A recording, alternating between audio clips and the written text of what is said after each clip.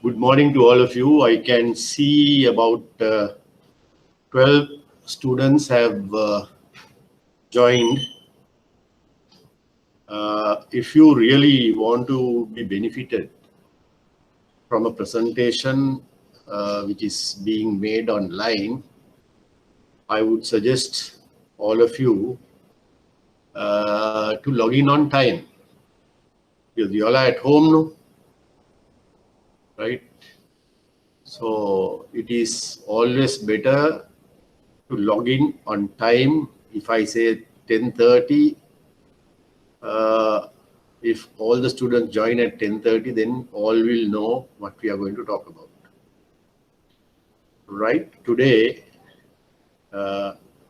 we have a different topic, which is foreign currency accounts. Now, as you can remember, we have been all this while talking only about rupee accounts. We have been talking about rupee current accounts, fixed deposits accounts, savings accounts, and things like that. And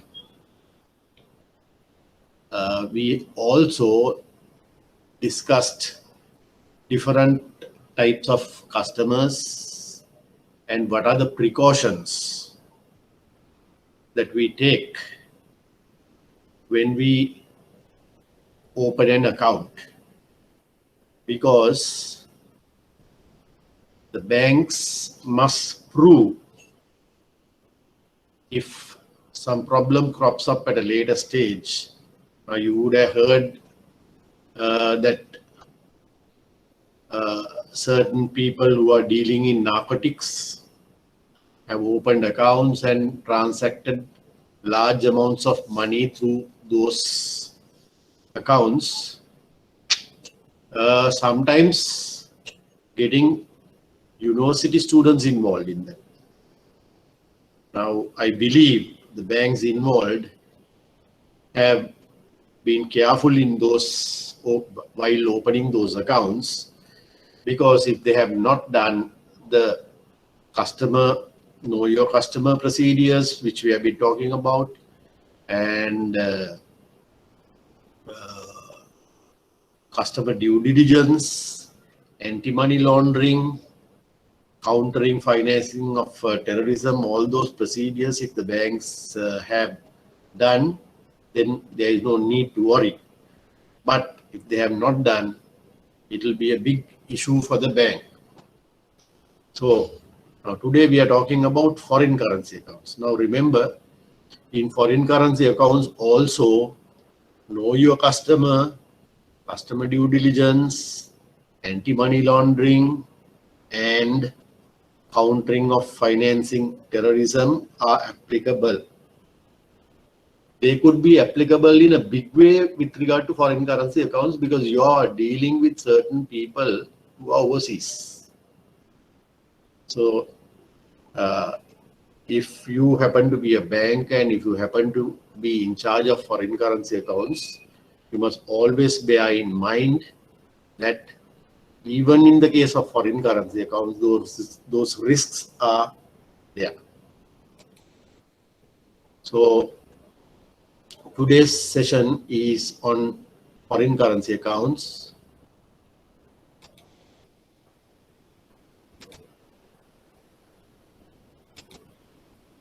Right.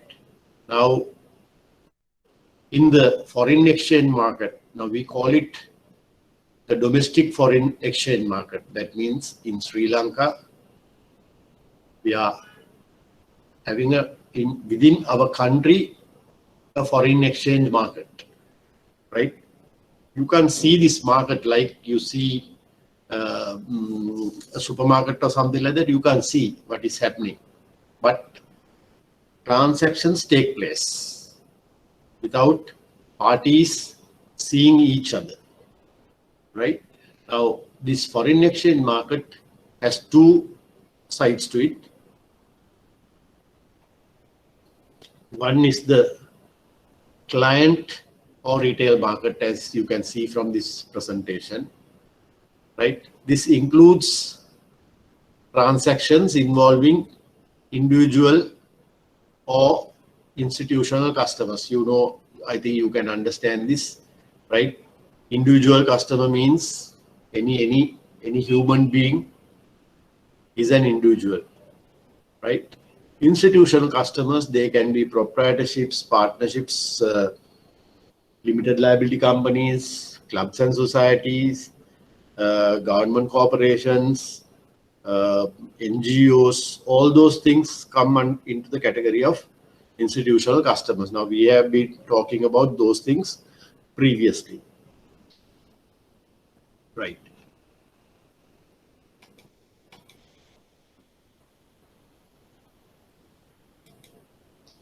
Now, the next or the second part of the domestic foreign exchange market is the interbank or wholesale market, right? Now, here you have what are known as authorized dealers. They are known as authorized dealers. Now, the authorized means they have been given power by someone, right, to deal in forex. Forex means foreign exchange. That is the normal bankers' jargon that they use when dealing with foreign currency. They say forex transactions or forex exchange, right? Will comprise of all licensed commercial banks, right?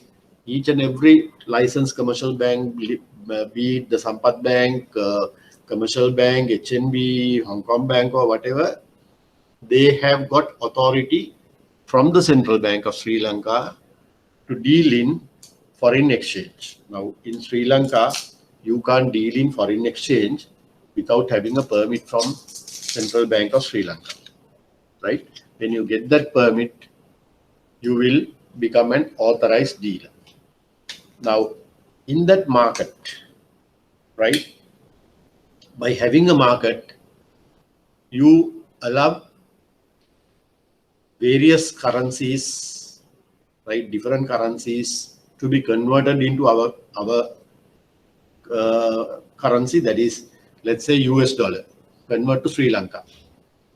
That can happen. Sometimes it could so happen that someone who is having US dollars might want that change to Japanese yen or Deutsche Marks, that is the German currency, right? Or Australian dollars. That can happen.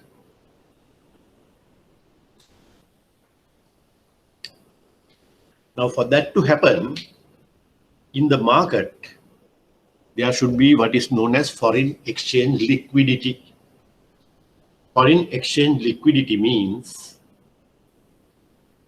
there should be money, right? There should be money. Liquidity means cash available readily. Remember that word. You will come to this, deal with this word liquidity later on, right? Because banks are supposed to be liquid.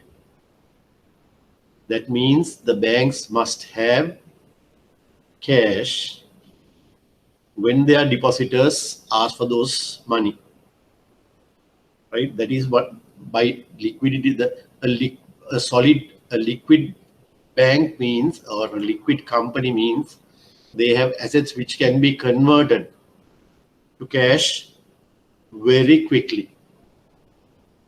That you should know.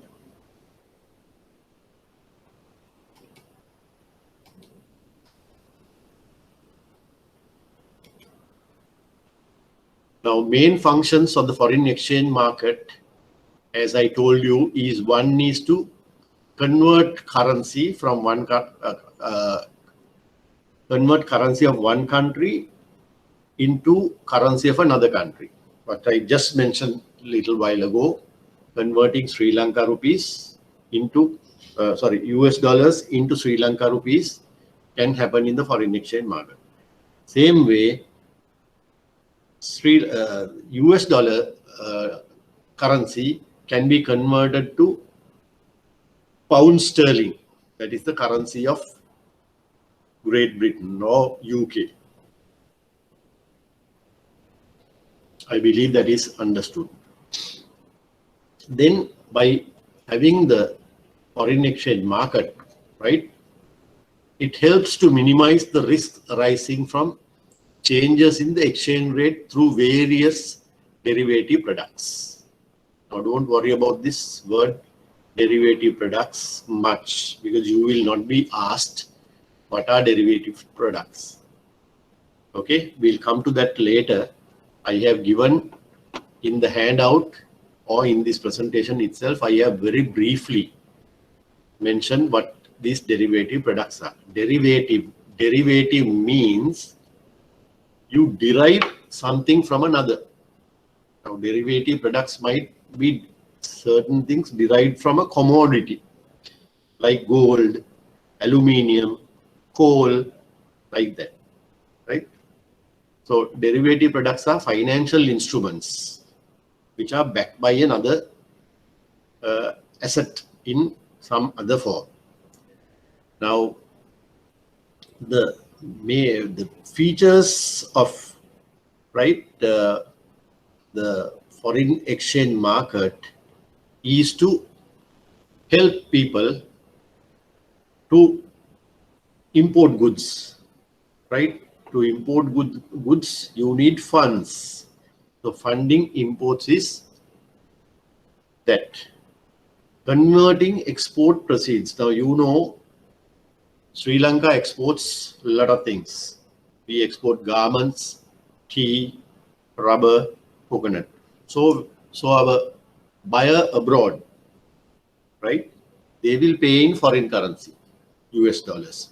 But if you need those money in rupees, then you have to convert the US dollars into Sri Lanka rupees. That is what is meant by converting export proceeds. Then other foreign currency transactions. Now, other foreign currency transactions are transactions which involve at least 2 foreign currencies for that particular transactions, right? US dollar currency being converted to Australian dollars. So that's a foreign currency transaction. Now, certain people in Sri Lanka, they have accounts in different currencies,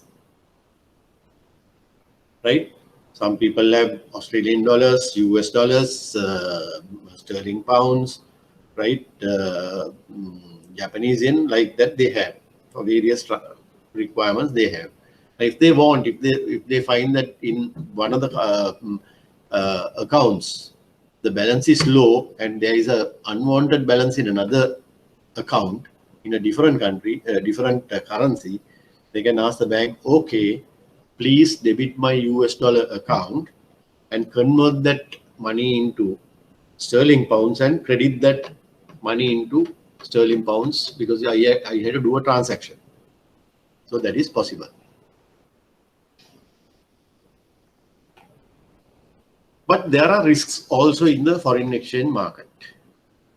Now, one of the biggest risks that happens in the market is volatility. Volatility means it can go up or it can go down, right? Highly volatile means the movements in the market are very rapid and uncontrollable sometimes, right?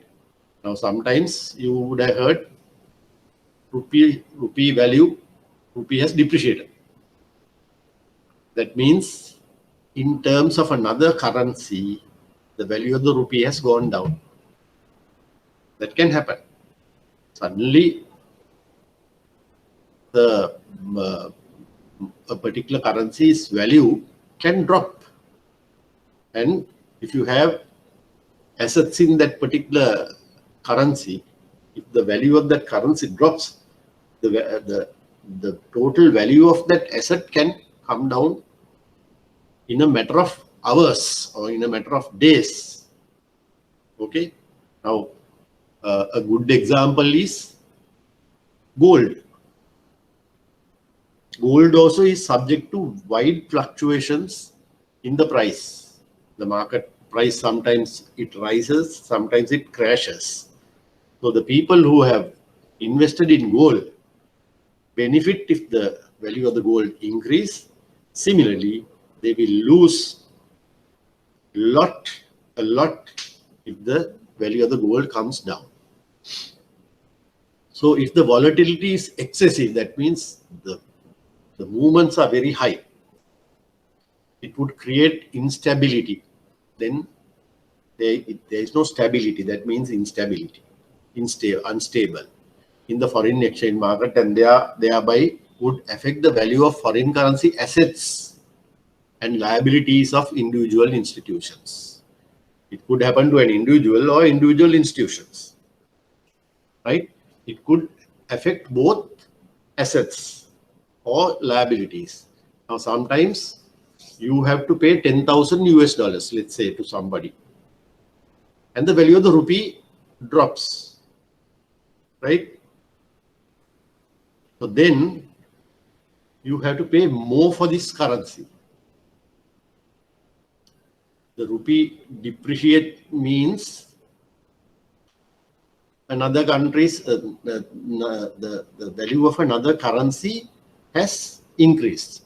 So you have to pay more for the 10,000 US dollars, which was at 185 rupees, 185,000, 185 into 10,000 was yesterday's price.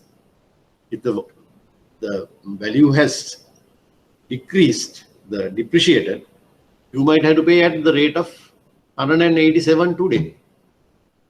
187 into 10,000 is more. So you're losing your liability. The value of your liability has increased.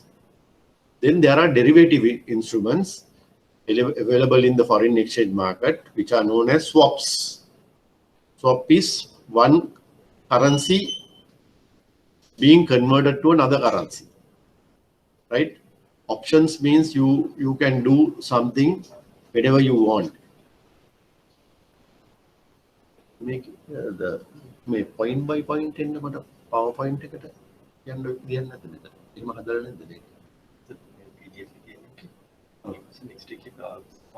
මගේ PowerPoint එක මොකද මම අර මේකට දැම්මේ මම හිතලා අරගෙන කරන්න ඕන කියලා. මොකද මට ඒක ලේසි point by point එනවනම් කතා කරන්න.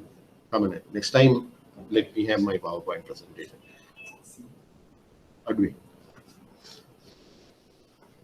So if the volatility is excessive, as we discussed a little while ago, the value of the assets and liabilities can change. There are derivative instruments. I told you swaps. Option means I have an option to do something, right? Forwards. Forward means a transaction I will enter into today with the idea of doing it in the future. That is the forward. Okay. Now, these are instruments which these are like insurance policies. If you enter into a swap agreement or an option contract or a forward contract, you can reduce the risk that you have to face when the foreign exchange market becomes volatile, or if the price starts going up and down. If you have done this swap or option or forward, you know exactly how much you have to pay. So even if the market moves up and down, the amount of money that you have to pay on a particular date will not change. Okay, so just remember that one. That is a way. Entering into a swap contract or an option contract or a forward contract, you can reduce the risk. I have not seen this coming in the form of a question in your exam paper, but it is good for you to know that these three things are there. Then what are derivatives? Now we were talking about, I told you not to worry about this much, but for educational purposes, I have included this, right?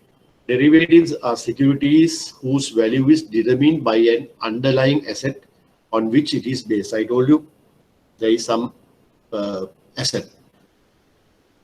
Therefore, the underlying asset determines the price of the price, and the price of the asset changes, the derivative changes along with that. If your asset value of the asset changes, the derivative that you have entered into will change with that. Few examples of derivatives are futures, forwards, options, and swaps. Just remember these things, that's enough. The purpose of these securities is to give producers and manufacturers the possibility of hedge risk. Hedge means insure against risks. Okay. Now this particular website, now unfortunately, the way that they have loaded this presentation, I can't click this and go to this particular website. Now I would advise you all to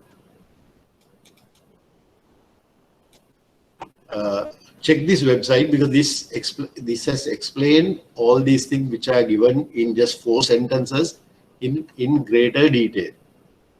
So it will be very useful for you to know if you are people who are trying to become bankers. It's good to know these things. Some people might find this very interesting, and also if your father or if any of your relations are involved in foreign exchange, import-export transactions, you could tell them these things and they could benefit by these things. Then these transactions in the foreign exchange market are being done in 4 different ways. Okay, one is called the cash basis. As you know, if you do a transaction cash, I want to go and buy something. They ask you, how are you going to pay? Let's say I buy a shirt. When I go to the shop, the shopkeeper might ask me, so how are you going to pay for this? Then I will say cash. That means you immediately purchase the good by giving cash.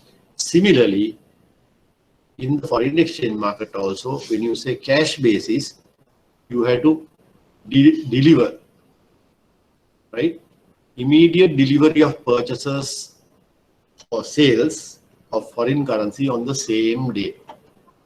If you enter into a transaction, if you buy something, you have to pay immediately. Or if you sell something, you ask the other party, pay me on cash basis, means you receive the money immediately. Are these matters that I have been talking about up to now clear? Can I hear somebody saying yes or no? Can someone speak and say yes or no? Can you hear me? Yes, sir. Right, thank you. Please don't be afraid to talk, because I do not know who you are, right? Even if you give a wrong answer, that will be an opportunity for me to correct you, right? Even while I'm talking, if you do not understand something, just say, sir, there is a question. Okay, let's do it, because you can't be just listening. I would have preferred if you all were seated in the classroom. Then there's it becomes very lively to see the faces and talk, right? And ask questions and discuss questions if someone has.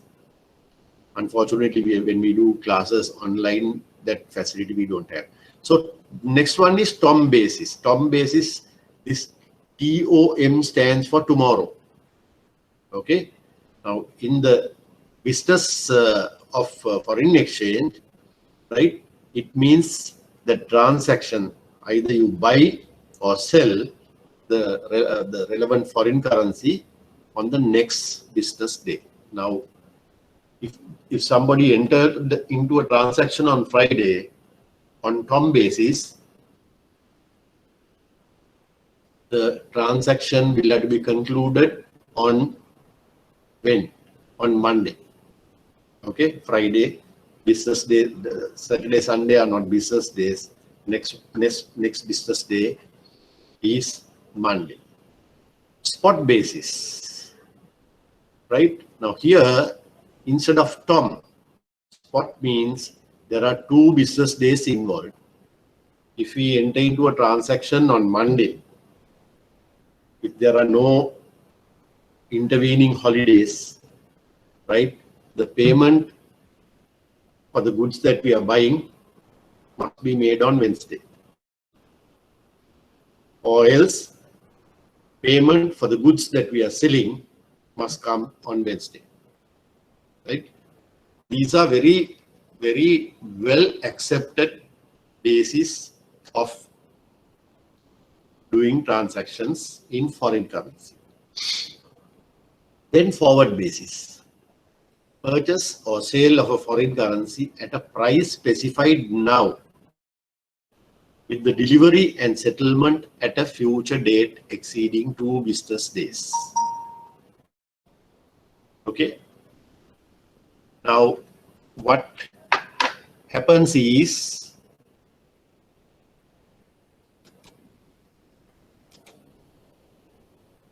can you see the board? Can you see the board behind me?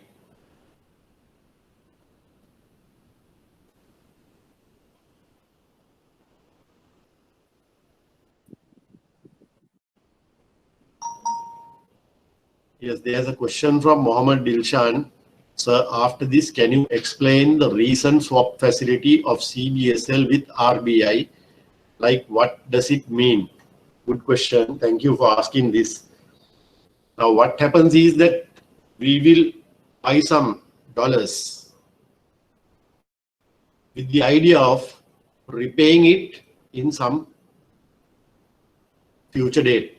You exchange 2 currencies. That is what happens, right? But don't worry. You will not be asked details about this to be explained in the form of a question, right? Sometimes they might give us Indian rupees, right? Sorry, they will give us US dollars, and we may have to pay them US dollars at a later stage, right? That is a swap. Okay, but remember, there are 2 currencies involved usually in a swap transaction. Okay. Now, I was is Mohammed Dilshan, what I just mentioned, is it clear to you? Mohammed Dilshan, can you please tell me whether you understood that?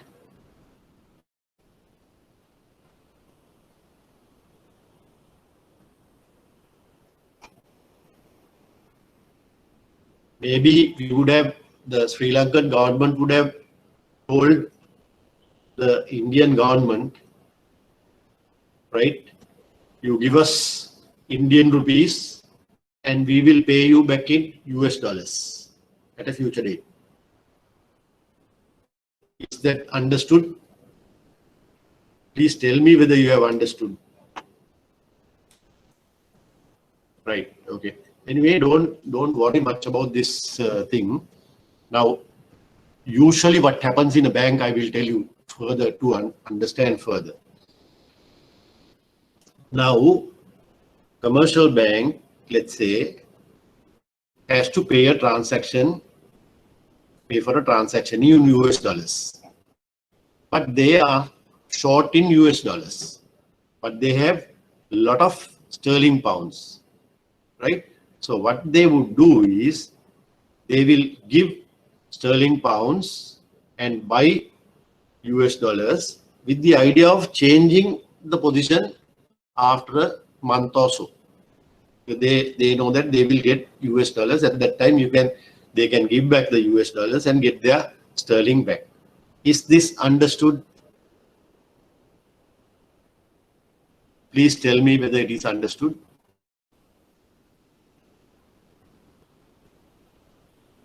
I am yet to see somebody saying, please type and say if you are reluctant to talk, whether you have understood. Right. Okay. Thank you, Kishani. Thank you, Jayakanthan. Right. Let's go back to the presentation. Right. So forward basis means you purchase or sale of foreign currency at a price specified now, with the delivery and settlement at some future date exceeding 2 business days. Now I will tell you how this can happen. Imagine I want to buy a car. I'm going to import that car from Japan, right? Let's say I have to pay $1,000,000 for that car. The car will come in 1 month's time, right? The exporter in Japan will ship the car at the end of August, right? Let's say 26th of August. Today is 26th of July. So we have a 1 month period, right? But now I do not know what will happen within the 1 month to the Japanese yen, because I have to pay for the car in Japanese yen. The value of the Japanese yen can become stronger. That means I have to pay more rupees 1 month later. So what I would do is I would enter into a forward contract. I would go to the bank and say, I have an import for which I have to make a payment on 26th of July, 26th of August. Today is 26th of July, right? Give me a forward contract. That means the bank will calculate, they will do a calculation and they will predict what will be the future value of the Japanese yen depending on what is happening in the market today. And they will say,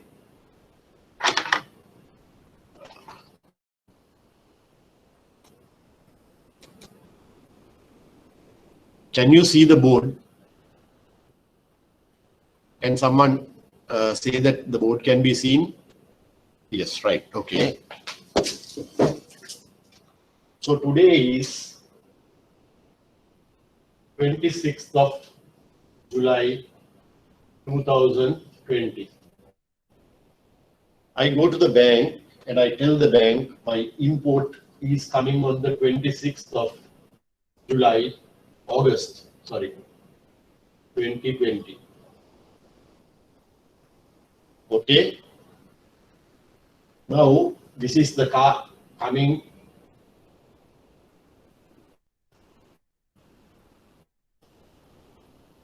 on 26th of July.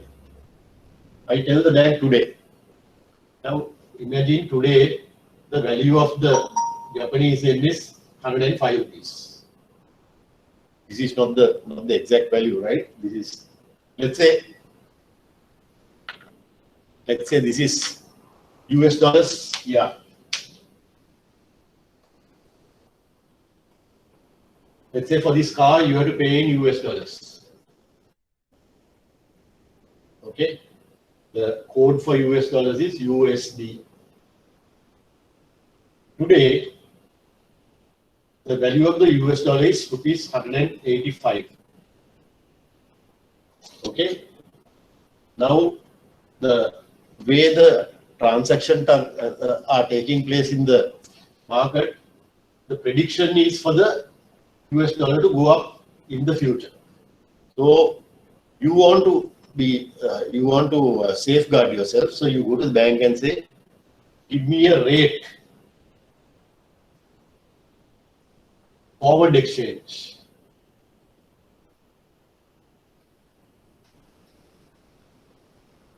Forward exchange rate for US dollars for this date. Bank will calculate and say, right, okay, your rate will be 187.50. But something happens in between these two dates. A lot of things can happen in the economy. And let's say the rupee weakened. Rupee weakened means you have to pay more. Rupee has weakened, and on the 26th of August, the rupee is 189 rupees. The US dollar, sorry.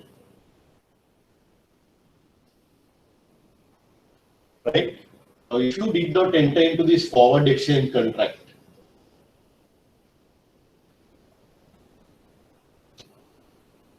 you have to pay at the rate of 189. So if the value of the car was $1,000, you have to pay 189,000 rupees.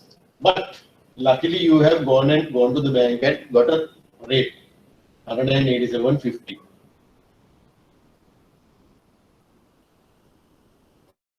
So you will pay only so much. The bank can't tell you, no, today's rate is 189. Therefore, you pay at the rate of 189 for the $1,000. So here you have saved 1,500 rupees by entering into the forward exchange contract. Is that well understood? This is how a forward exchange contract happens. Can I see whether, can I see somebody writing or typing that this is understood?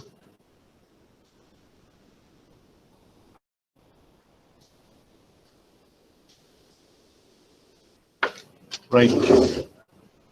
Sanduni Heva Vitana had said understood. Right. Okay, let's go back. So that is about the forward exchange. Basically, you are taking some kind of insurance by getting into a forward exchange contract.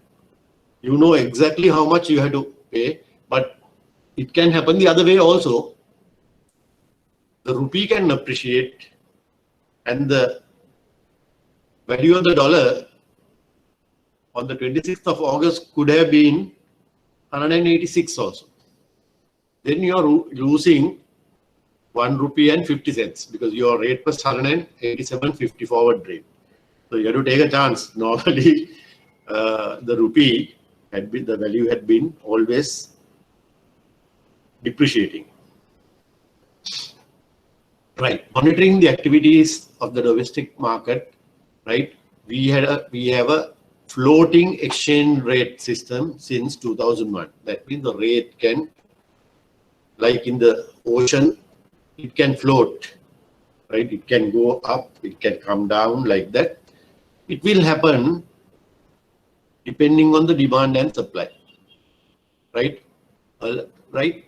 Allow the independent adjustment of the foreign exchange rate according to the market forces of demand and supply. The value of these currencies will depend on how much demand is there for a particular currency, how much currency is coming into the country. Okay. However, there could be interventions in the market for the purpose of curbing excess volatility in the exchange rate. If the exchange rate goes up and down every now and then, it becomes very volatile. It becomes uncontrollable, right? And that, if that kind of a thing is happening, intervening means somebody will try to control it. Somebody will give instructions and bring some rules and regulations to stop these wide fluctuations of the rate. Then CBSL, you know what the CBSL stands for by now. Central Bank of Sri Lanka prescribes a minimum net open position, NOP, limits for licensed commercial banks and closely monitors the activities in the domestic foreign exchange market to ensure the orderly functioning of the market. Now central bank is very firm on this. Now central bank will not allow any bank to have large quantity of a foreign currency at the end of the day, right? Because if something happens in the exchange, foreign exchange market, to hold on to a big chunk of foreign currency, and if that value of that currency goes down, the bank could incur a loss. There could be a loss on the bank. So because of that, the central bank has allowed or permitted limits to banks. You can have at the end of the day the difference between your buying and selling of a particular currency, right? Position means you are buying, you are selling, there is a balance. That balance at the end of the day must be very, very small, so that anything happening to that currency, the bank will not lose. Okay, right. Central Bank of Sri Lanka agent is the agent of the government to implement foreign exchange regulation. That I think you all know. It is good if you can look at the newspapers, because certain newspapers on a daily basis publish the exchange rate of banks, the average exchange rates. The buying rate is so much and the selling rate is so much. Now the buying rate is the rate that the bank will pay you when you bring currency into the country. Buying rate is generally a lower rate, right? Let's get back to the board. We'll take one currency.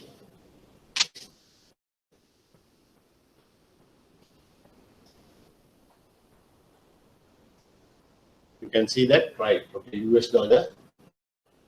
Buying rate may be 185 rupees. Selling rate may be 188 rupees.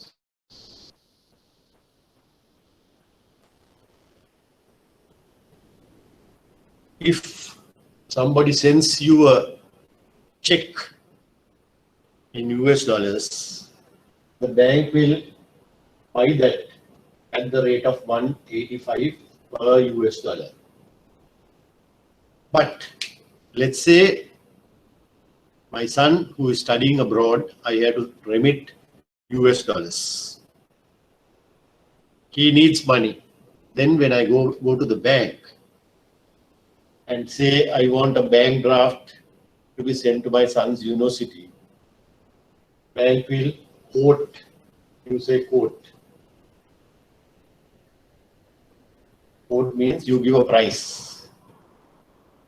When I'm sending the money out,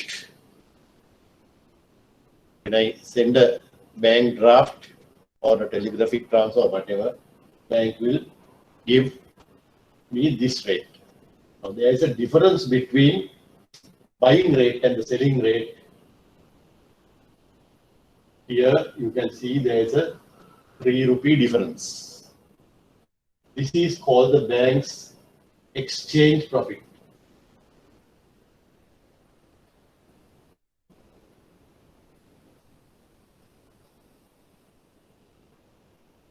Okay.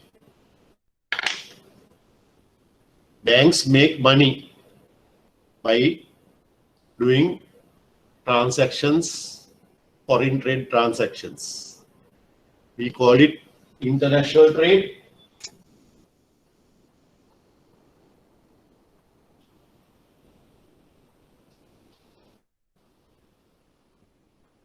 Okay.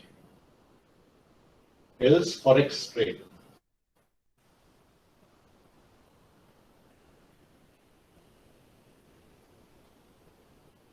Foreign exchange trading. Sometimes it is called trade finance also. Trade finance is is mostly because of imports and exports. Exporters bring in money to the country, US dollars. With that, the country pays for its imports. Okay. So international trade or foreign exchange trading or trade financing all involves foreign currency. Okay.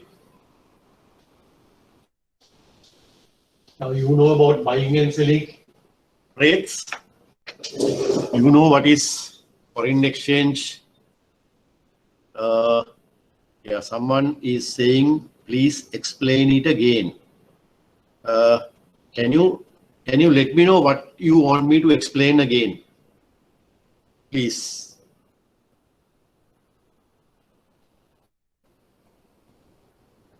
Forward basis, right? Now you have not understood the forward basis. Now I told you I have to import a car. US dollars 1,000 is the value of the car, right? Today I go to the bank, right? And I look at the rate sheet of the bank. It says buying rate at 185 rupees, selling rate is 187 rupees. This is the US dollar rate. Okay. Now, the car that I'm importing is coming on 1 month's time, coming in 1 month's time. Let's say it is 26th of August 2020. I have to make the payment on this day. I can wait. Without doing anything, I can wait. But if the value of the rupee goes down very badly, right? There's a huge depreciation of the rupee, and this on the 28th of August, it could be 192. So if I do not do anything, if I don't do anything, I'll have to pay 192,000 rupees on that day. But I might tell the bank, please, I want to book forward. You call it booking forward.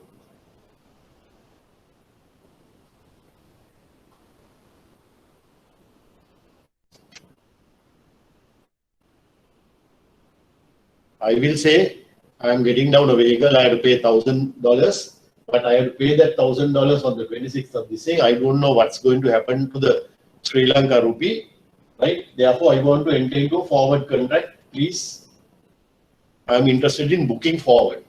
Then the bank will do a calculation, and bank might give me a rate of 190 rupees. Right? Now, my commitment, the amount of money that I have to pay, right? I know exactly so much. How much? 190 into 1,000. I know I have to pay only this much.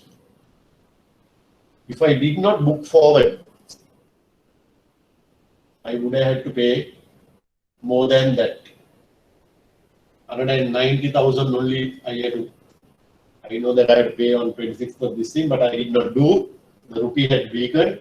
Then I had to pay 192,000 rupees. So I am losing 2,000 rupees. So by booking a forward contract, I limit the amount of money that I have to pay. Okay. Can all of you see the board well? What I have written? Right. Now, can someone tell me whether the person who asked the question, Rakshikan Balasubramanian, can you please tell me whether it was understood. Please type and let me see.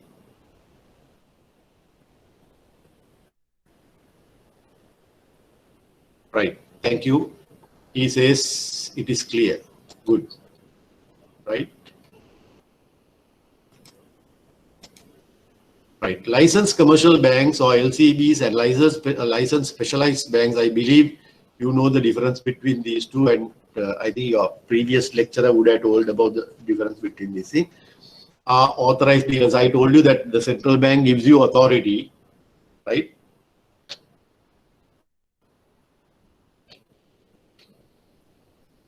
Authority to deal in foreign exchange, right?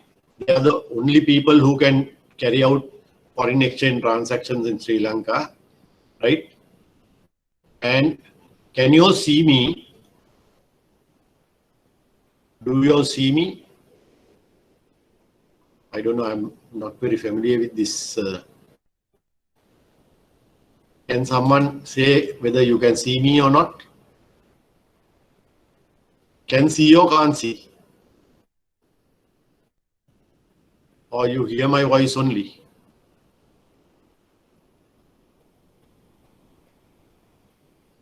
Can you see? Nobody is answering.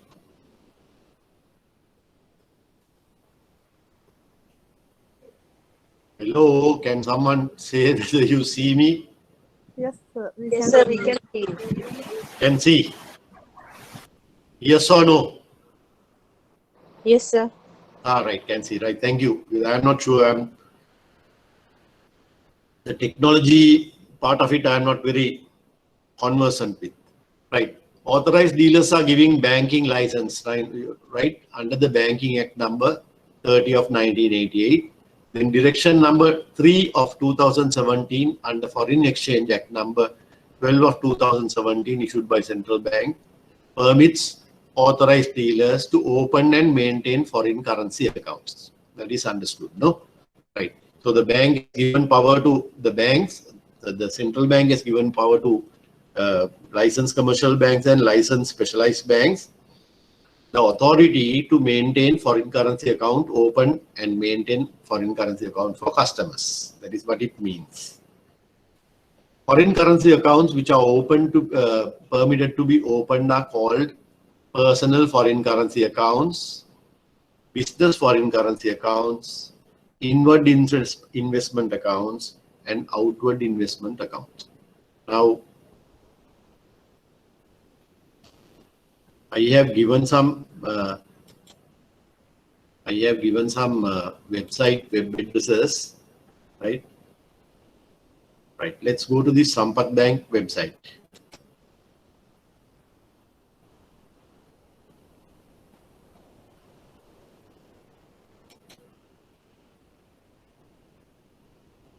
Can you see now? This is the Sampath Bank website. With regard to personal foreign currency accounts. Now, it says who are the people who are eligible for this. An individual, including a minor who is a Sri Lankan national, is an eligible person to open a personal foreign currency account. An individual of Sri Lankan origin, including a minor who is resident outside Sri Lanka. Someone who is abroad. A non-national resident in Sri Lanka. He is not a national, but he is residing in Sri Lanka. He also can open this account. An administrator or executor. Now, these two words we used last week, I explained in detail. Executor of the estate of the deceased person, I told that there are people who die without giving a last will or living, after writing a last will, right? They maintain the accounts can be maintained by other people for this deceased person. Okay. An administrator or executive of the estate of the deceased person who maintain personal foreign currency account with that authorized dealer or restricted dealer until completion of the administration of the deceased person. So this is very rare that you get this kind of thing. Right. Then it says what are the credits that can go into account. Credit means what are the deposits that can go into this account. Inward remittances. Inward remittance is foreign currency money coming from abroad. Foreign currency brought into Sri Lanka. Sometimes people travel, they bring currency notes from those countries into our country. So they also can be deposited. Transfer from FCA accounts, business foreign currency accounts, and accounts of offshore banking units. We will come to offshore banking units later. Right? Now, I have a personal foreign currency account. Another person has a foreign currency account. I can borrow money from him if I like to. If he likes, he can credit my account with whatever amount. Right? Then there are accounts called business foreign currency accounts. Right? If the account holder is a resident outside Sri Lanka or non-national resident of Sri Lanka, transfers from inward remittances account, inward investment accounts, IIA. Now, there was a question I can remember on inward investment account in one of the question papers. If you all have past question papers, now the question came like this. They had given 4 answers, multiple questions. They say the special account designated for residents of Sri Lanka to send funds for eligible overseas investment is, and they are given 4 accounts. Now this account was also mentioned as one of the answers. Right? The question asked is, if you all can look at the September 2019 examination paper, you will find this question. Okay, I would suggest that you collect the past papers so that you can understand these things. The special account designated for residents of Sri Lanka, that means people who are in Sri Lanka, to send funds for eligible overseas investments. Money is going out. That means outward remittance, right? They have given capital transaction rupee account. We talked about it yesterday, last week. Outward investment account, business foreign currency account, and inward investment account. The correct answer is outward investment account. We will be talking about it. Now, this says what are the debits that are permitted. Since these are foreign currency account, outward remittances, sending money abroad can be done. Local disbursements. The money in the account can be converted to rupees. Transfer to PFCA account or accounts maintained in the offshore banking. You can transfer, if you have a PFCA account, you can transfer that money to another PFCA account or to an account in the offshore unit. Right? Like that, it gives all these things. Key benefits also it has given. Right? Then types of account. These accounts can be savings accounts, current accounts, or term deposit account. But remember, banks do not give, even though this operates as a current account. For personal foreign currency accounts, banks do not give checkbooks. Remember that. Okay. So, like this account, the Sampath Bank website gives other accounts also, right? This is the personal foreign currency account.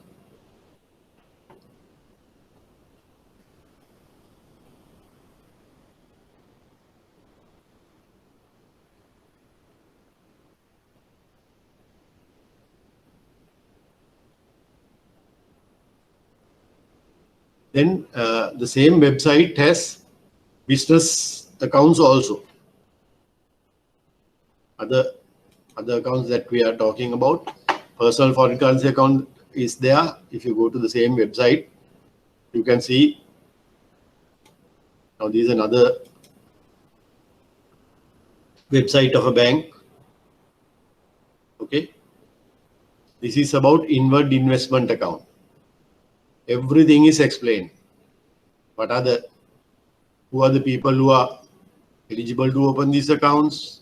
What are the credits that go into account? What are the withdrawals that are permitted? all that is explained. In addition to that, you have been given 2 telephone numbers. You can talk to these people also if you have any doubts. Okay. Make use of these websites, visit the websites to understand the differences between these accounts. Please do that as an exercise. Then the Central Bank of Sri Lanka website also gives various these personal foreign currency accounts. This circular says everything: who is eligible, what are the documents that are needed, right? All these we have discussed last time also, right? It's good that it will be beneficial if you look at these circulars, right? This circular is in very briefly it has explained what are the permitted credits, what are the permitted debits. Don't worry about this monthly returns that the bank has to send. Now this is a direction that has been issued to banks. Who are the people who are eligible to maintain these accounts? How can you open these accounts and how can you maintain those accounts, right? Now, full name, nationality, foreign address, passport number. Now, these are little different to the other accounts that we discussed the other day, right? So please go through this. Now, sometimes the visa is also required if it is a non-national. And you need to know this. Please study this because I can't put everything and make it a very lengthy. This website has quite a lot of information about various accounts that can be opened. Okay, right. Let's go back to the thing.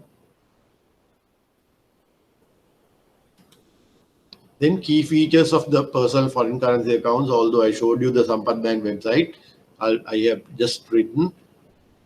Earlier, these accounts were called NRFC accounts, non-resident foreign currency accounts, right?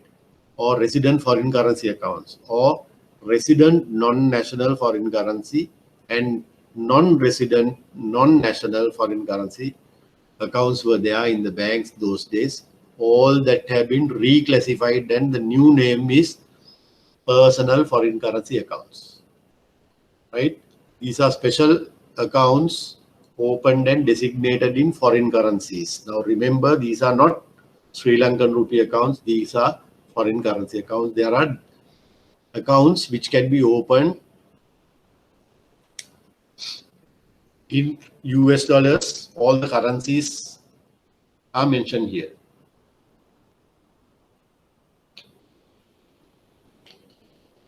You can note the abbreviations that are used. This bracket should be closed. Okay. GBP and close bracket. Sorry about that. Minimum deposit specified by banks for each currency, and the interest is paid quarterly in the same currency, not rupees. Accounts can be maintained in the form of savings or time deposits, right? And also, there are no checkbooks given. Foreign currency accounts, who can open? Eligibility, this is given. Individual, including a minor, right? An individual who is outside the country. Now, an individual who is here in this country can open a foreign currency account. Only thing is, there are certain restrictions. He may be a person who will be getting money regularly, foreign currency. So he can ask the bank to open a foreign currency account for him. Non-national, he has come here to work, right? He can. Then non-national, either temporary visit or intending to visit Sri Lanka. A person who is trying to come here also can ask the bank to open an account, because when he comes here, he can draw that money from that account and make various payments. This we talked about. An administrator or executor of the estate of a deceased person who maintains PFC account. Okay.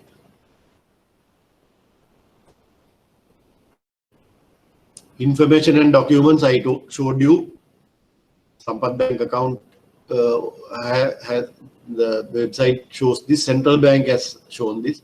Full name, nationality and foreign address, passport number, date of issue, validity period, date of departure from Sri Lanka, whether citizen or not, right, backed by a visa.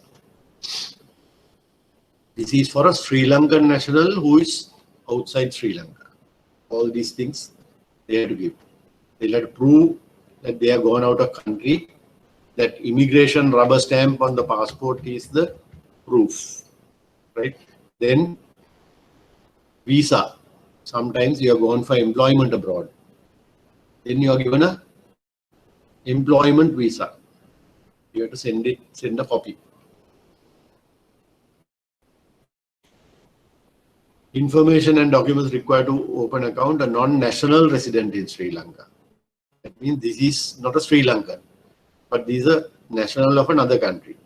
Full name, nationality, foreign address, address of workplace, because this person has probably come here to work, right? Who the employer in Sri Lanka and what is his designation. Copy of the employment contract and salary particulars. Now this is very important because he says he's working in Sri Lanka. So you ask for a copy of the employment contract and salary particulars so that you know for sure this is not money laundering and this is the money genuinely he is entitled to. Then you get his copy of passport, you get his visa, right, issued by the Department of Immigration and Immigration. Then this is another category, a non-national, either temporary visit or intending to Sri Lanka. Most of the things are same.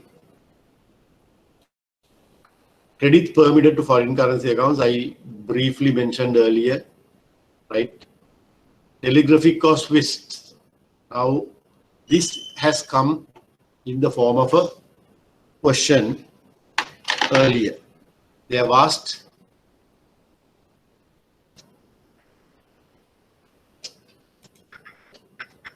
how do you get out of this?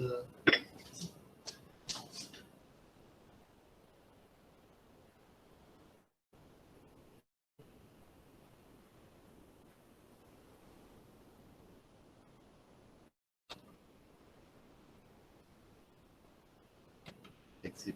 Thank you. Right.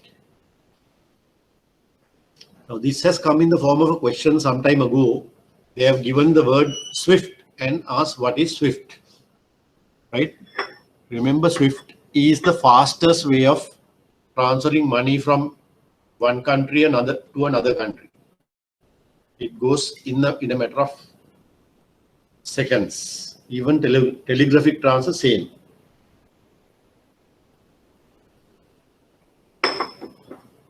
So SWIFT stands for Society for Worldwide Interbank Financial Telecommunication. Maybe if you have the handout, underline this because I can remember seeing this coming in the form of a question. Foreign currency someone brings into the country can be used to open a foreign currency account. I told you transfer from another personal foreign currency account also, or a business foreign currency account, or a offshore banking unit account. We are talking about it later. If the account holder resides outside Sri Lanka or a non-national resident in Sri Lanka, transfers from inward investment accounts. Now, inward investment account, I want you all to read from the Sampath Bank website. I have given the basic guidelines of foreign currency accounts, but by visiting the website of Sampath Bank, Commercial Bank, you can differentiate between these accounts or the central bank website. Everything is there for you to read, right? I didn't want to put all these things and make it a very boring lecture by discussing each and everything. By looking at those websites, you can very clearly see what are the things that are needed to open account, what are the transactions that can be routed through the account. That means what are the debits permitted, what are the credits permitted. Now we are talking about credits. Okay. Monthly salary. If the account holder is a non-national employee resident in Sri Lanka, I told you there are so many Chinese people working here in the port city and all that. So they can open the account by giving their employment contracts. That's an example, right? They may be getting paid in US dollars, right? So if they give the employment contract, you know what his monthly salary is, right? Sometimes the employer might be having an account with your bank, and he might give the list of the employees and say transfer money to these accounts. Employer's account is also US dollars. Employees also are US dollar accounts. It's a simple transfer within the bank itself.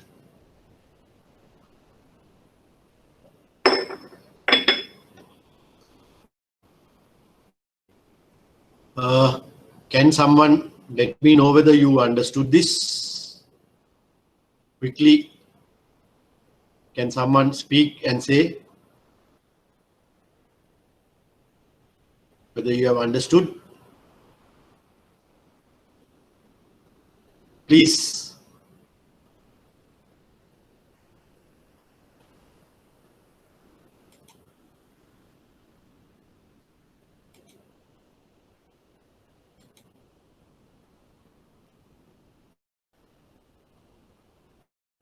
Understood. 142. Right. Okay. Thank you.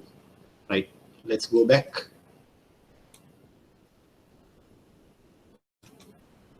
Debits permitted.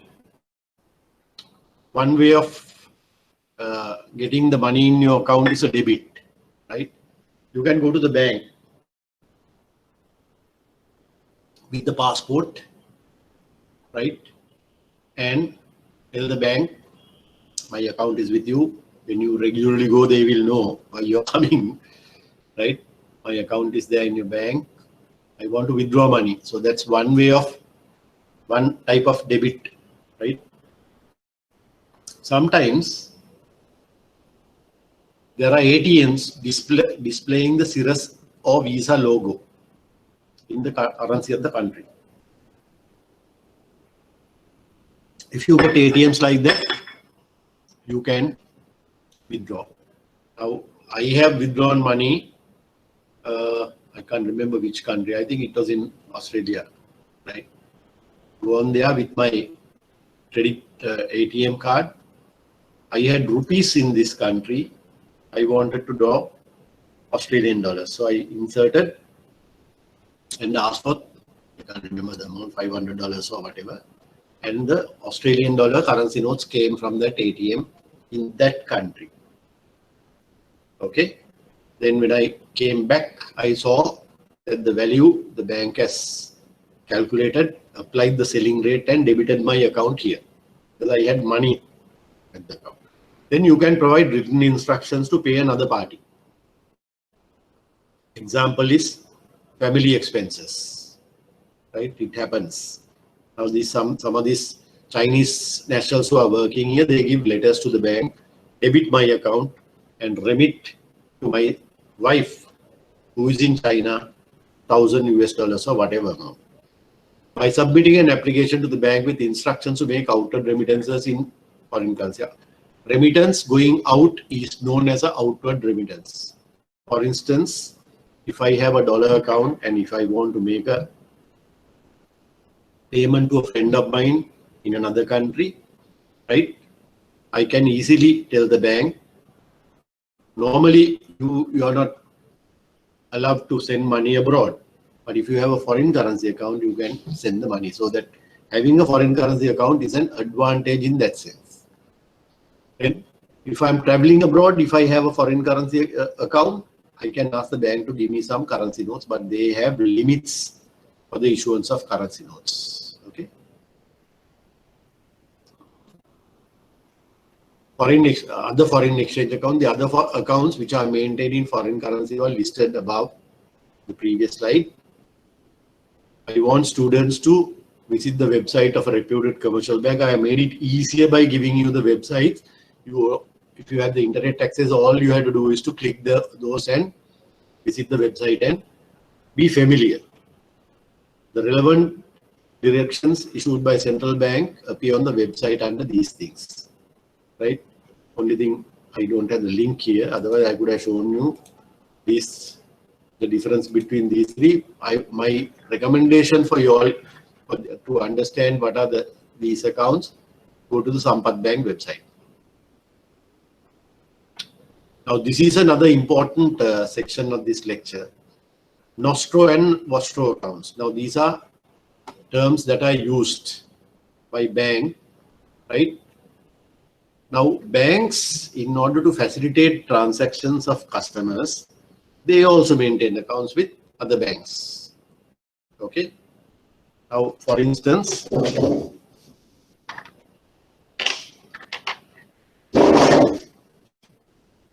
commercial bank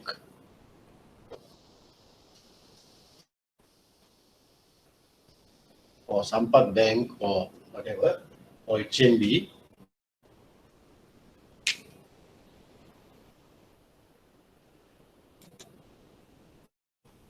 can see the board, right? Okay. I have been given only one color. I would have preferred if there were different colors on this page. That doesn't matter. Commercial bank might have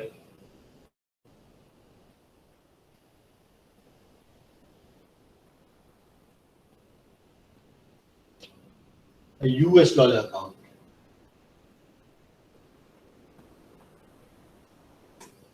Because commercial bank has to sometimes make payments in US dollars to facilitate transactions of their customers. They might open an account with Standard Chartered Bank, New York.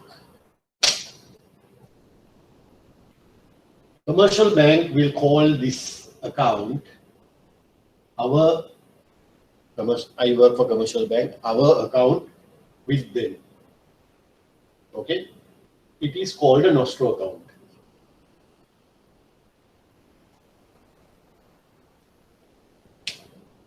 Okay. Similarly, Standard Chartered Bank, New York, might have a rupee account with commercial bank.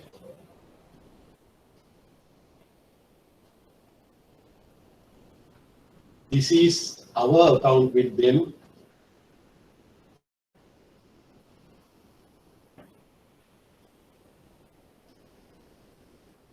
Our account with them, and this is called a Vostro account.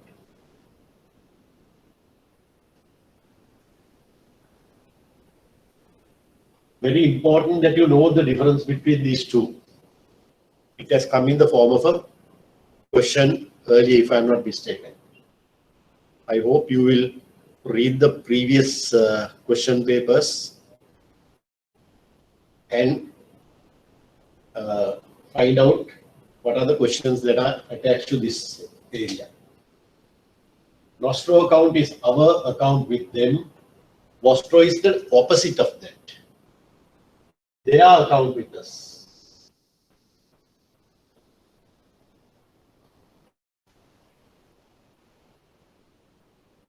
Us means commercial bank. Okay, I am talking as if I work in the commercial bank. Right? We open accounts for various people, individuals. Similarly, we open accounts for other banks because they also have to do transactions for their customers in our currency. Now here, remember, the difference is this is not a foreign currency account. This is a rupee account. Okay. So let's go to the presentation again.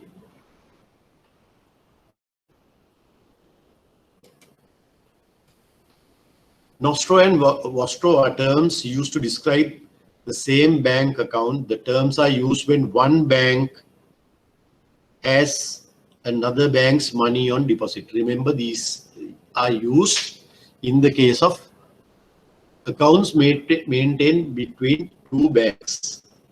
Nostro and Vostro are used to differentiate between two sets of accounting records kept by each bank. Nostro comes from the Latin word ours, as in our money that is on deposit at your bank.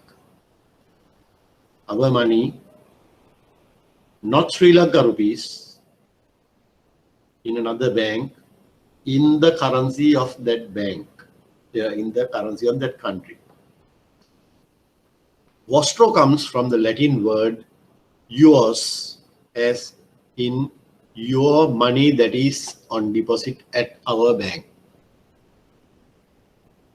I believe you all understand this difference between Vostro and Nostro. Any questions on this? Please ask or put as a question.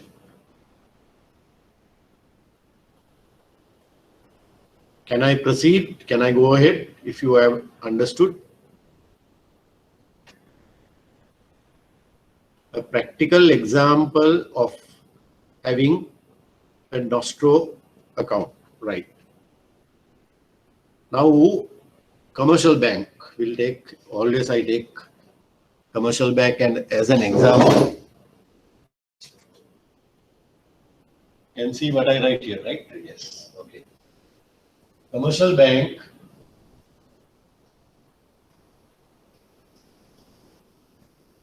I told you, have to make payments for people whose children are abroad. Let's say commercial bank has the account of a person, right? And that person says, my son is in USA and I want to remit $1,000 to him. There are various ways in which you can send this money. You can give him a check, which we call as a draft, bank draft. Or else, he will say, I have to make this payment urgently. In which case, you will do a telegraphic transfer.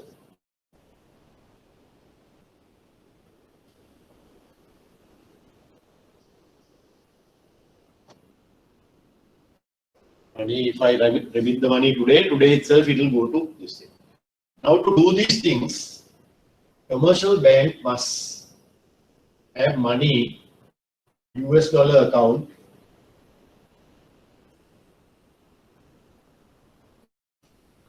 with a bank in the USA.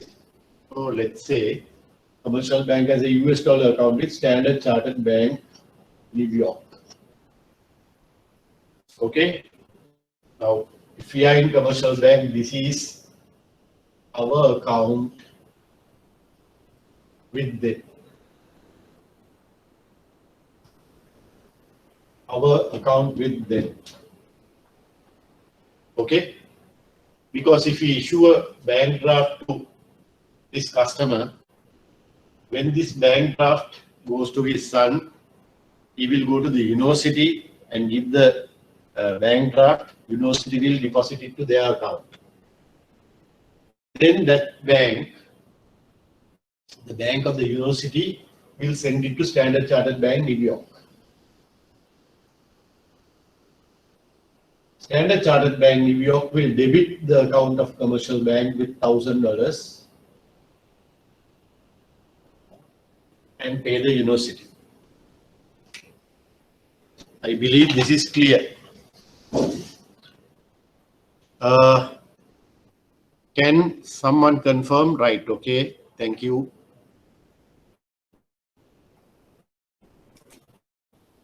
Right, then A nostro account is a reference used by a bank, Bank A, to refer to our account held by Bank B. Nostro account is a shorthand way of talking about our money that is in deposit at your bank. That means someone else's bank. The nostro account is the record of the bank that has money on deposit at another bank. This is another way of telling this. These accounts are often used to simplify settlements of trade and foreign exchange transactions. The example that I took is a foreign exchange transaction, sending a draft to pay the university fees of a customer is an example. Nostro accounts differ from standard demand deposit bank accounts, right? It's not in the name of an individual. It's between a financial institution has these accounts, and nostro account always has the money in another country and in the currency of that country. Our account with Standard Chartered Bank, Commercial Bank's account with Standard Chartered Bank, is held in New York. The money, the balance in that account is in US dollars. Okay? So it's a foreign currency account of the commercial bank. Nostro accounts differ from standard demand deposit bank accounts in that they are usually held by financial institutions and they are denominated in foreign currency. Very important for you to know that. Nostro account is the term used by Bank B when Bank A's money is on deposit. I explained that here earlier.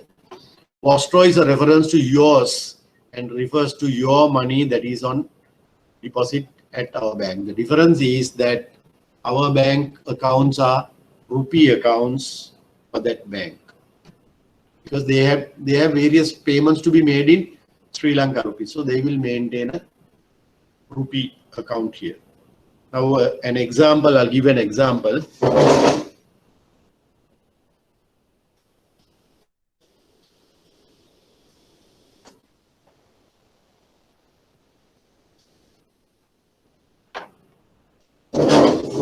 We have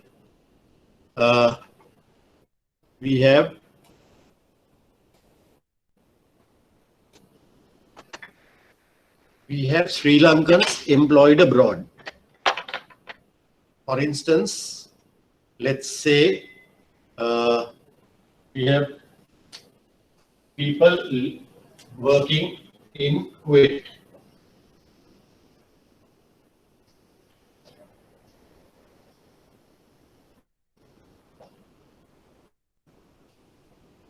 Now, these people who work in Kuwait, Sri Lankan expatriates, they have to pay their family.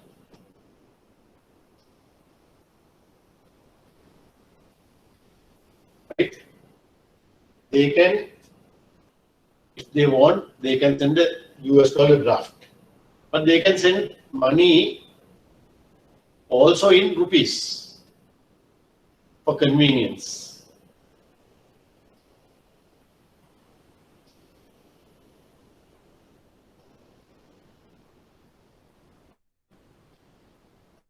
Now they are sending money. If the money is being sent in rupees from Kuwait, a bank in Kuwait must open an account with a bank in Sri Lanka. So a bank in Kuwait, an example is Gulf Bank Kuwait.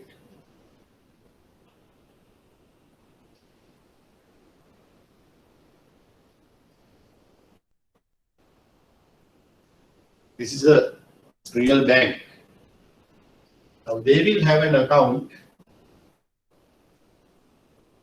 let's say with Hat National Bank.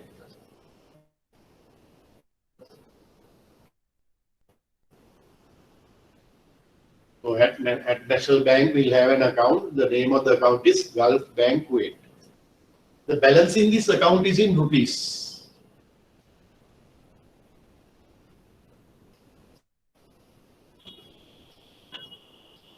Or LKR. Sri Lankan rupee abbreviation is LKR. So this person who is working in Kuwait will go to the Kuwait when his salary gets credited there and say, please send a draft, bank draft.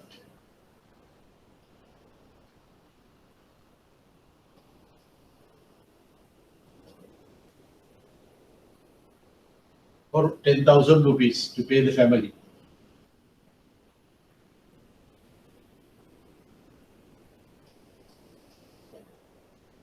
Gulf Bank will take money from him in the currency of Kuwait. I think it is Kuwaiti dinar.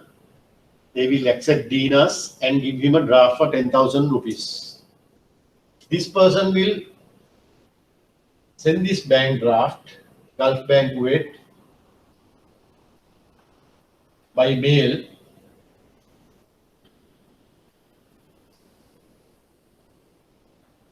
to his family.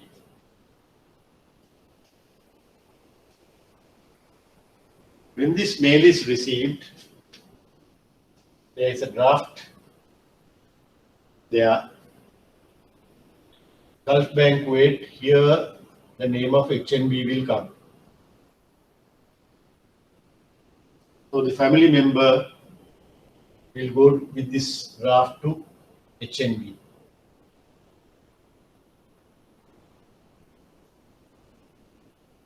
Okay.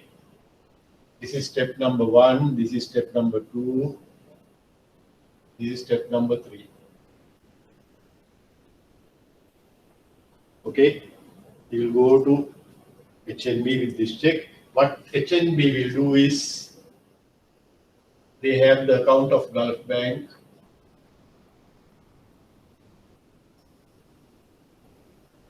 Gulf Bank from time to time they send dollars and they will, let's say, have a balance 100,000 rupees. When this person goes to the Gulf Bank, HNB, with this HNB, this is a HNB account. Account holder is Gulf Bank Kuwait.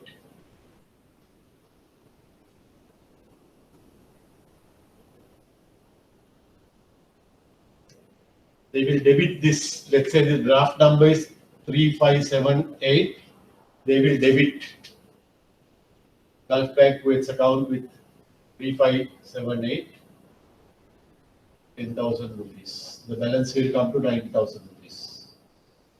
This is a LKR rupee account, right? Now this is a Vostro account. Their account with us in rupees. I hope Vostro account is clear. Can someone type Vostro clear? Right, thank you, Prishani.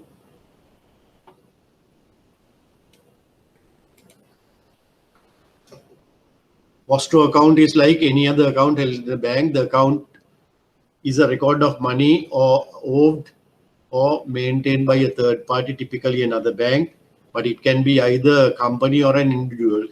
A company also can have a Vostro account with us. Whatever accounts that other people have, we can treat them as Vostro accounts. Banks in the UK or US often hold a Vostro account on behalf of a foreign bank. Vostro account is held in the currency of the country where the money is on deposit. That's all that I have explained. Okay.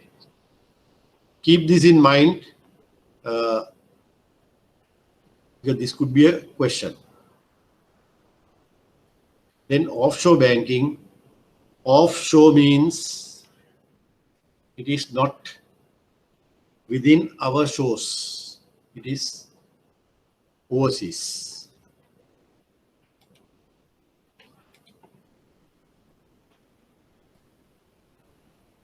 An offshore account is an account maintained outside the country. Important, right?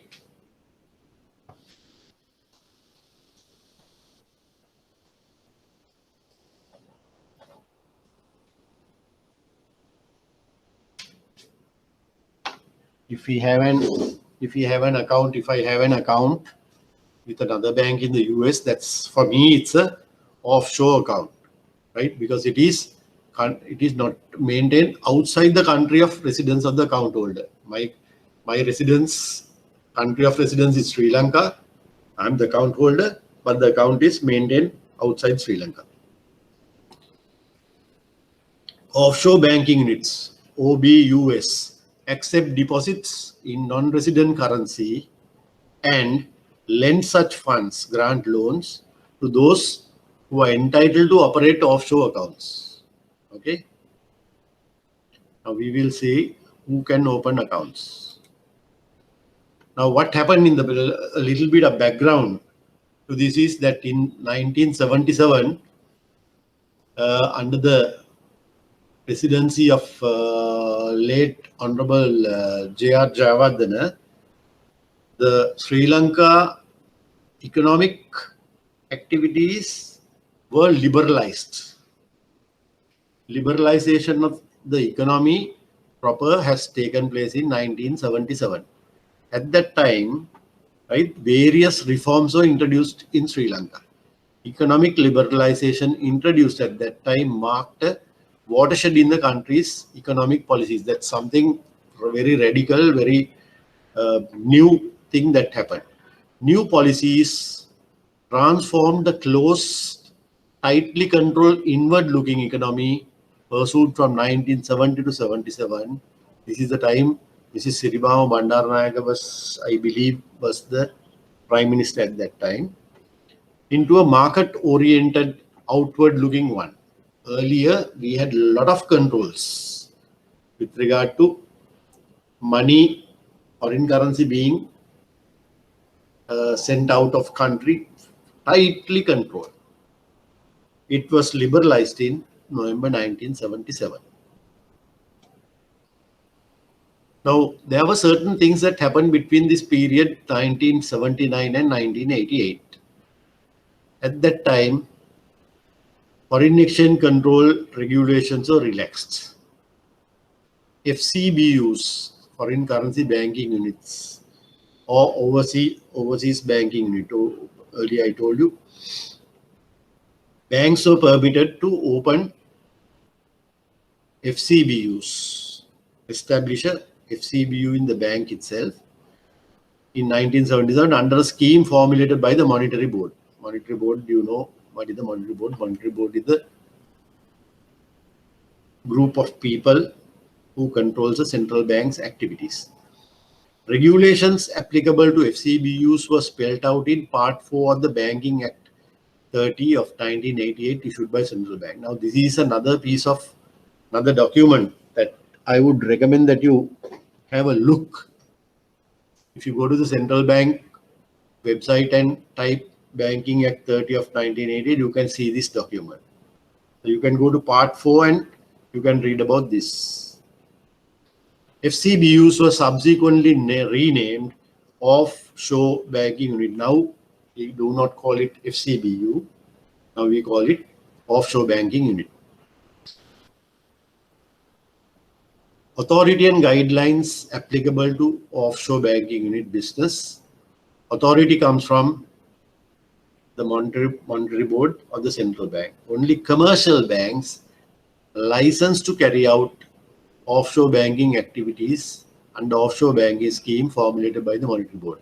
No one else can have that. Guidelines. Commercial banks are presently guided by Offshore Banking Scheme Order Number 2000, dated 7th April. I have given all these details, thinking that you all will just have a look at those things and read a bit. It will help you in the exam.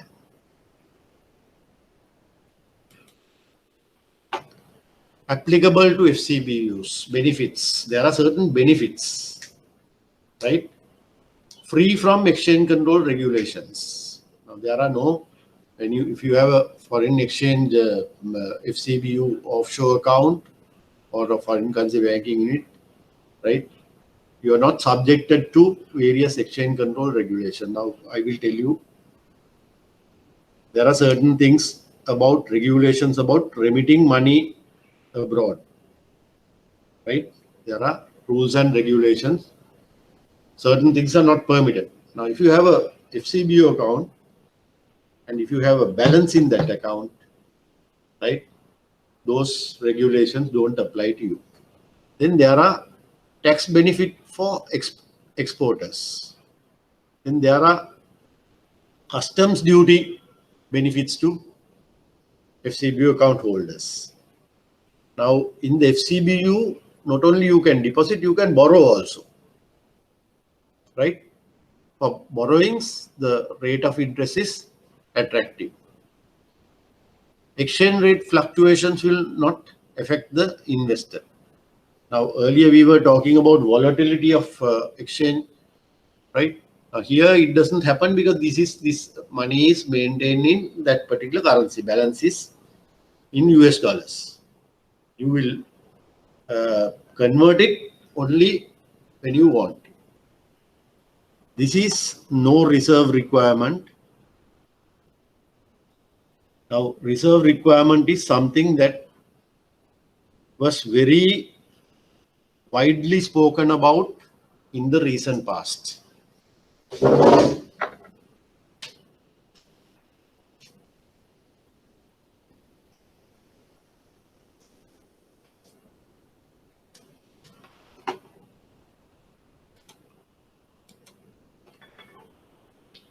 There is what is known as the SRR statutory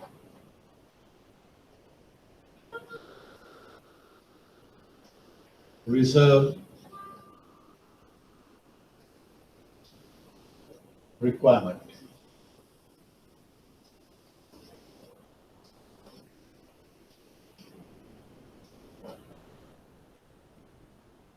Okay. By this means, you keep a balance with the central bank, all the banks, right? Balance with central bank. It's a deposit, not a balance. It's a deposit, let's say. It's a reserve.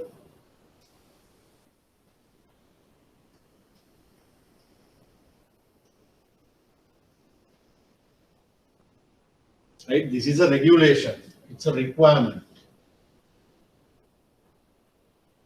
Right? You would have heard that recently after this COVID thing came, the central bank reduced the statutory reserve requirement. Right? Now it is only 2%.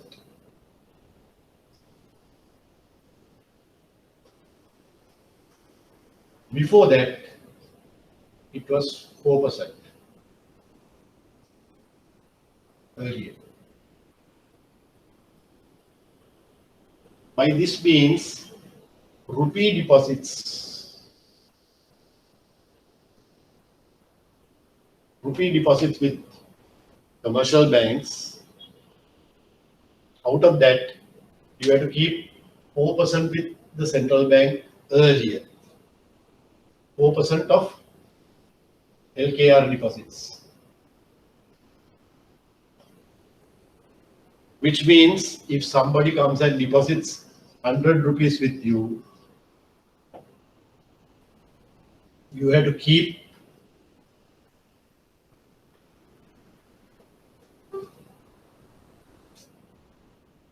earlier you had to keep 4 rupees with the central bank. This is the customer's deposit. This is the bank's deposit with central bank. Now, all of you know that one day the president called all the people in the central bank, the top officials, and shouted at them. It's no secret, right? On the following day, what they did was they reduced this to 2%.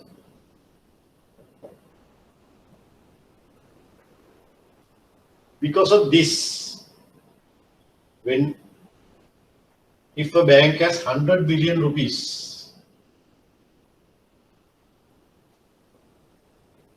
right, you have to keep how much? 4 million rupees with the central bank. Okay. Now, when this is reduced to 2%, banks will have to keep only 2 million rupees. So banks have 2 million rupees which they can lend.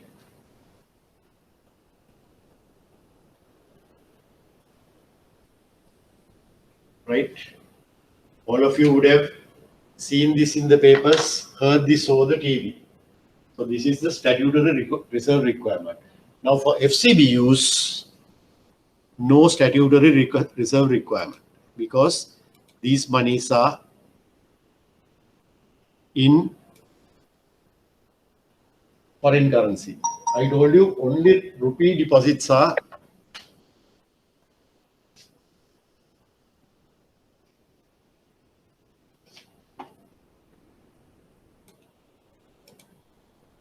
rupee deposits are subjected to this statutory reserve requirement. So monies in the offshore event are not subject to the central bank's reserve requirement. I believe it is clear.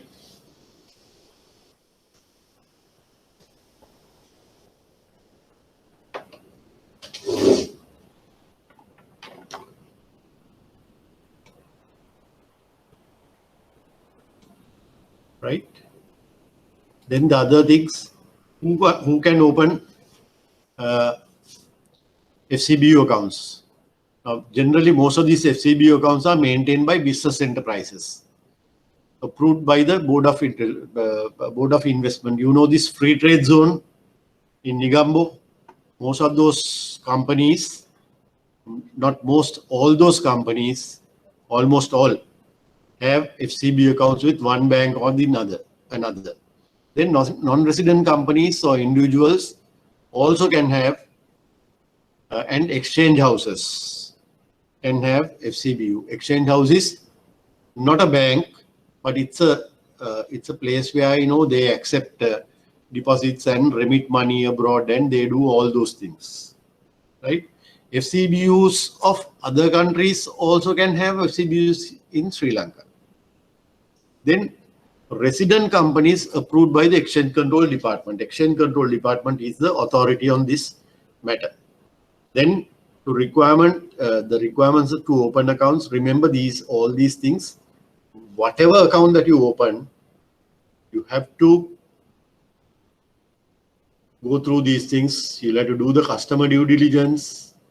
You have to know your customer and the KYC procedures and anti-money laundering procedures you have to adhere to. Then definition of resident and non-resident.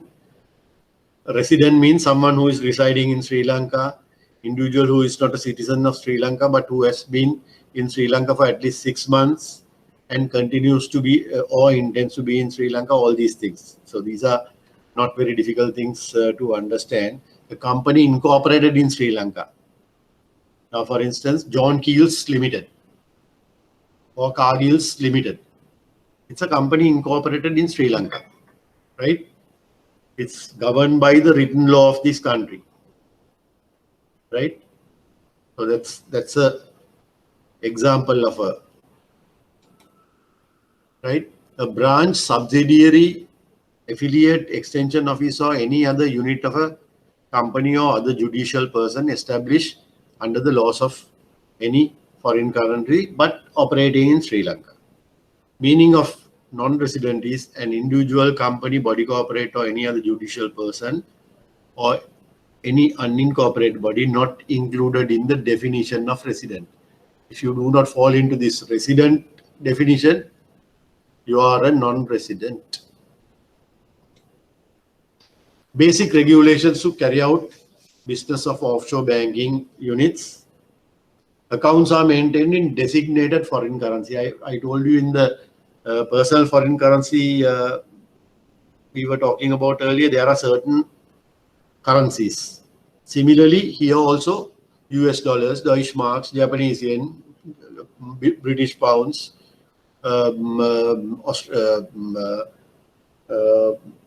maybe Australian right? Whatever the central bank says, you can have accounts in these currencies. They can have. They can accept savings accounts. These FCBUs can accept savings accounts, time deposits, and demand deposits from any designated foreign currency. The important thing is designated foreign currency. Minimum value of time deposits, also there is a amount. Less than $10,000, you can't accept time deposit accounts. It can be the value of 10,000 in other designated foreign currency. Withdrawal of funds by check is not permitted. No checkbooks for the demand deposit accounts that have demand deposit accounts in the offshore. They don't have checkbooks, right?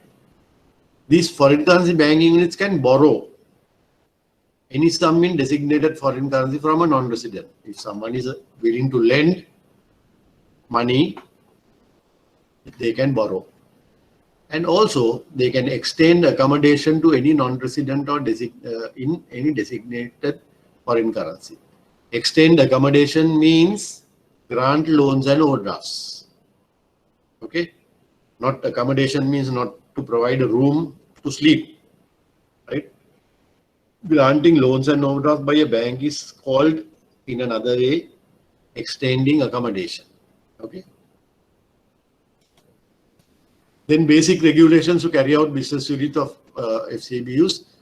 FCBUs can open and advise letter of credit expressed in any designated foreign currency.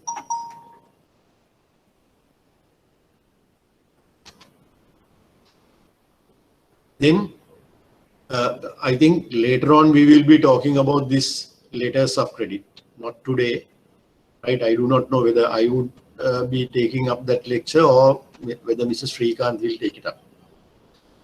Issue or renew guarantees, indemnity, these are all types of banking facilities which we will have to talk about later.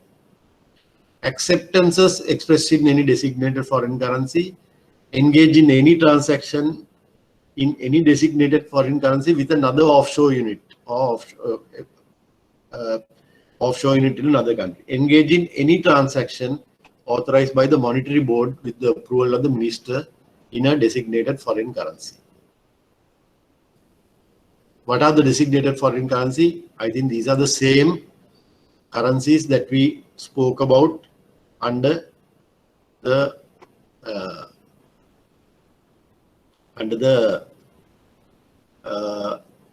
personal foreign currency account that we were discussing earlier.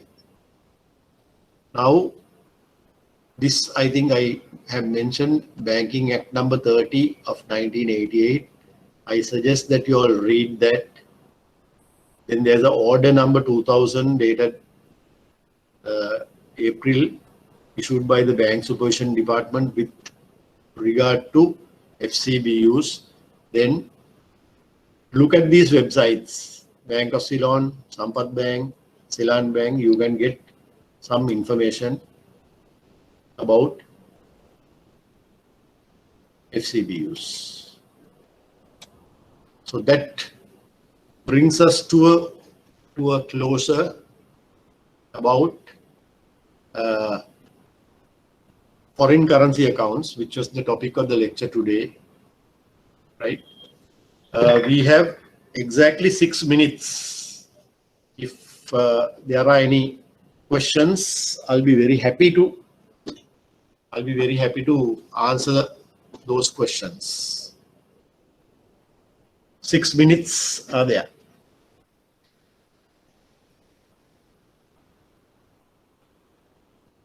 I have basically finished today's 2 handouts. You have descriptive handouts. I have in my presentations, I have made it very simple. I have brought it brief, but you can read that. Now, what are the questions that you have? Does anyone have a question? Lasini Jayaladge has joined. Lasini Jayalatge joined when I mentioned the name. She left also. I don't know why.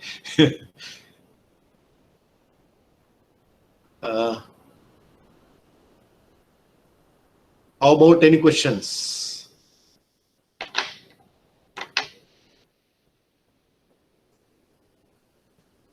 At least 5 people they say that they have no questions. Type and say no questions. 5 people, then we can close.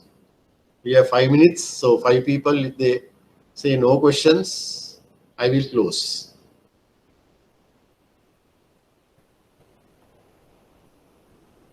Have all of you understood everything that we discussed today? That's my other question.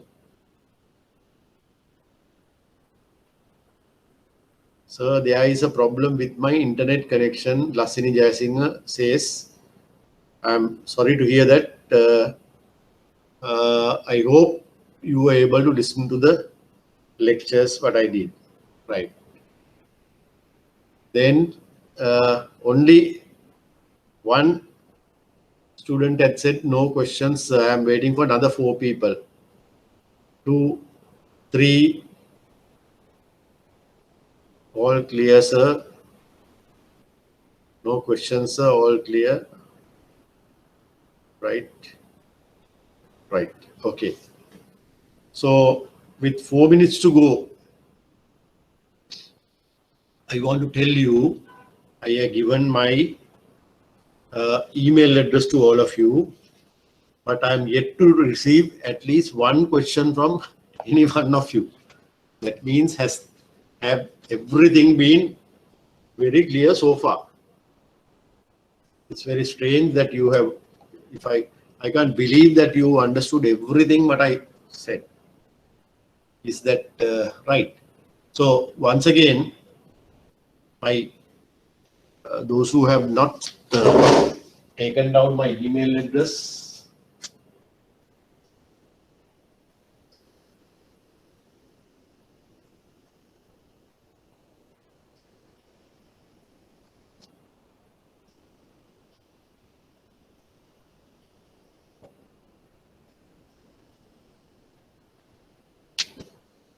that is my email address.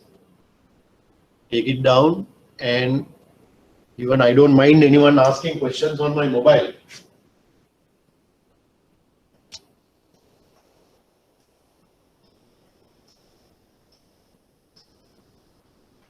Rather than waiting until your exam time, it's better to use these methods and ask any questions if you have. So with that, shall we close the session for today? Thank you very much if you have been listening, and I am happy if all of you have understood. That is the most important thing. Please make use of my email address and the mobile. If you did not understand anything, I don't mind telling anyone who tells me that it was not clear, explaining something over the telephone, or it will be better over the telephone, then you don't have to type. Okay, so we will close the session for today.